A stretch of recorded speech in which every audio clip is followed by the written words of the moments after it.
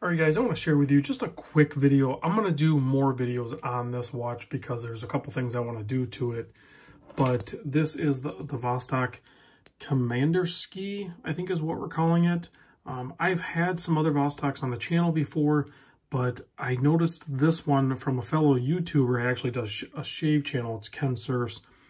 I'll put a link to his channel. He does like shave videos and stuff like that, but occasionally he'll do a wrist check in his shave videos. And one day he popped up this red Vostok, and I was like, that is the coolest red watch I've seen. So I instantly went searching for it, found it on eBay for like $75. I'll put a link to the guy that I bought it from. You can get it on marinam.com. You can get it there, or just go to eBay like I did and buy it. And it comes from Russia, so you're gonna buy it and you're gonna forget you probably bought it, and like a few weeks later it's just gonna show up.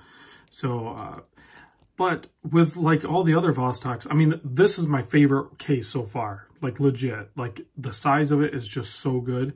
Well, we'll talk about the size real quick. So from here to here, so if you look at the way the case shape is, it's kind of weird to measure. So I just said screw it and I measured it from here to here, okay? So that distance is 41.5 millimeter. That is a wonderful size, right? The lug to lug, 48.8. Again, really good. And then if you're looking here, you can see how thin like the case profile is here. And then of course you have the case back here, which is a whole nother like thing with Vostok. And then the bezel, which is a bi-directional, non-clicking, just friction-based, but it's plenty stiff enough. It shouldn't move much on you. And then you have this bubble-typed crystal here, some sort of acrylic or something, I'm sure. And I've worn this some, and it's holding up fine. I don't typically damage my watches, though. I usually have no issue with that.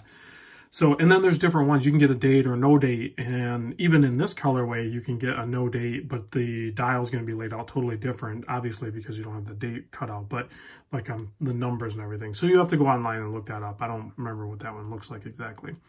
But, well, hold on, back up. Let's talk about the thickness. I didn't finish the sizing. 14.78 thick. That's including everything. So yeah, a little thick, but if I try to exclude the crystal, it's closer to like 13 mil thick, so it's still going to wear good. The lug width here is 20 mil. This is not the strap it comes on. And before you ask me where I purchased this, I looked and looked on my old, I've had it for a very long time. I looked up on eBay and Amazon. I could not find where I purchased it from. I don't remember. I did find where I purchased, I thought I had found it. I purchased one on Amazon. I ended up returning it. There was something I didn't like about it or something. I can't remember what it was. And even this one, it's tricky to get because of how big the links are to get the size. And I haven't been able to use it on any watch until I was able to use it on this one. And it feels like just such a good match. So if you can find just a satin stainless steel mesh with adjustable bits on it, buy them. They're not that much money. This is straight up one of those cheap ones that you're going to find on Amazon or eBay. That's it. I don't know what to tell you other than that. But 20 mil non-tapering, it works fine. It feels great. It's actually pretty light. It's, you know, a decent weight, but it's definitely on the lighter side, if that makes sense. Now, if we zoom in, if we take a look at the bezel there, you can see it's coated over. I'm sure they do some sort of inlay and then they just fill it in with some sort of resin or something. I'm not sure what it is. But if you look at the dial, it is just such a beautiful, like, ketchup red, I guess. I don't know what else to call it. But it has the Vostok 2416B movement in it. It's a 31 jewel. You can wind it. It's non-hacking, and then the date set is really funky on it. So if you are good with a no date, that might be easier for you. And what I mean by that, so like if you're not familiar with Vostok, when you unscrew the crown, you're going to feel like you broke the watch because like the crown just kind of wobbles all over. And it's the clutch system that's in it. It's designed to do that. So when you get it unscrewed to this point, you can actually kind of just pull it out a little bit, and that'll engage the clutch, and you can wind it right there. That's where you wind it. And you can hear it. It actually has a really nice, good mechanical wind feel to it. And like you said, or like I said, you pop it all the way out, and I mean, it just looks like it's broken. oh my God, I broke my brand new watch. No, it does that. That's the way it's designed, right? So this is where you do your time setting, but this is also how you do your date setting. So you have to get into the midnight. So if you're in noon, nothing's going to happen. I'm already in midnight. So I'm going to show you because I'm going to put it on the 26th. Today is the 26th. So you're going to want to back it up and pay attention to the date wheel. So when you get close to the 3 o'clock, you can see it kind of like get funky. And then it drops, right? So now you're good. So now go forward past midnight and it instantly changes over.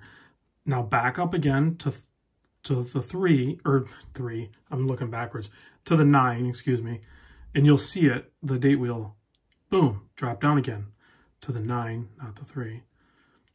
And then to the midnight, boom, it clicks over. So now I'm on the 26th, right? So now I can go to my time setting, which is 8:33 in the afternoon. So we got to go, you know, all the way around to the PM. So, I mean, it's, once you figure it out, yeah, it's a little more involved, but, I mean, hey, you spend a little more time with your watch, right? Other than being on your wrist.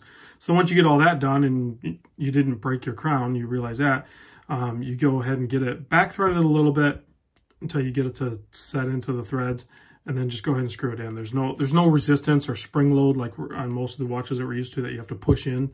It threads in and you can feel it tighten up onto the gasket, and then you're good to go. The water resistance on these things has got to be good because of that, the way it seals up. But also, and I've demonstrated in an old video, and I'll do it with this one in a later video, I'll take this case back off. But you can see how the case back is centered straight across, right? Up and down. That's because the case back doesn't spin when you take it off. There's a locking collar here that spins off, and then there's a flat gasket. So I don't know why other companies don't do this. If I were to ever design a watch, I would do the case back like this. And maybe it's more involved, maybe it's not, I don't know. But that makes way more sense to me. So I'm gonna pop this watch off. I'm gonna slap this guy on the wrist here real quick so you can get a look, see what it looks like on my 7.25 inch wrist. There's other colorways, obviously, of this particular model, the Komandirskie or whatever they're calling it. But I liked the red. When I seen it on Ken's video, it just looked awesome. Plus the date wheel's white with the red print. Like it's kind of cool, right? And it's under $100.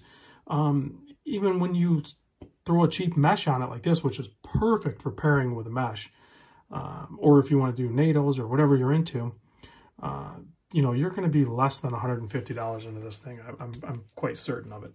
And it's just a killer watch, a good knock-around watch. It's tough. You can mod them.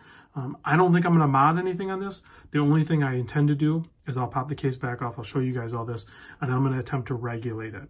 I've never messed with the Russian movement on this. I don't know how they work, so I'm going to learn up on it a little bit. When I time grabbed this one, it was running at like 36 seconds fast per day.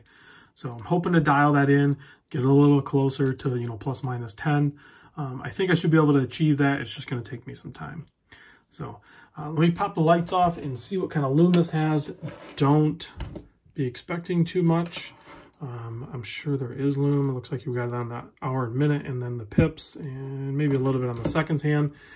There's lume, but you would think a Russian watch with the nuclear meltdowns and everything like that, they would have some killer lume, right? But they have some lume. It's just not insane. So that's a downfall. It would be cool if it had like you know, some crazy Russian nuclear lume in it or something like that. But whatever. It's still pretty cool. All right, guys, thanks for watching. I'll catch you on the next vid.